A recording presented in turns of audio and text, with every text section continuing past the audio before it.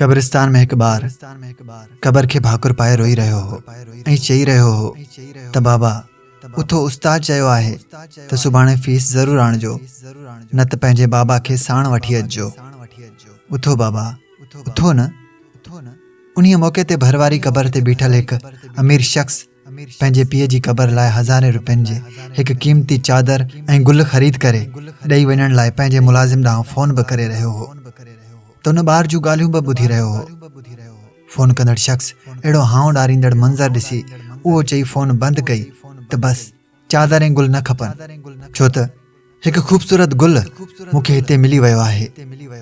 ईअं चई कबर ते रोईंदड़ ॿार खे गिराटड़ी पाईंदे चयाईं त पुट मूंखे तुंहिंजे बाबा मोकिलियो आहे ऐं ही वठि पैसा वञी फीस बि भर न यूनिफॉर्म बि वठि। छोकिरे पैसा वठंदे जॾहिं ॻोढ़नि सां आलो थी वियल चेहरे ते मुस्कुराहट आंदी त अमीर शख़्स बि ख़ुशीअ में रोई ॾिनो ऐं दॿियल आवाज़ में चयाईं पुट तुंहिंजो बाबा मुंहिंजो जिगरी दोस्त हुयो ऐं हाणे हू हिकु डिघे सफ़र ते हलियो वियो आहे। आईंदा तुंहिंजो ख़र्च हू मूं ॾे मोकिलींदो ऐं तूं हर महीने जी पहिरीं तारीख़ ते हिन कब्रिस्तान मां मूंखां वठी वेंदो कर। दोस्तो अहिड़ियुनि रस्मनि ते पैसा ख़र्च करण बजाए ज़रूरतमंदनि जी मदद कंदा कयो त वॾो अजर बि मिलंदो ऐं अव्हां खे रूहानी सुकून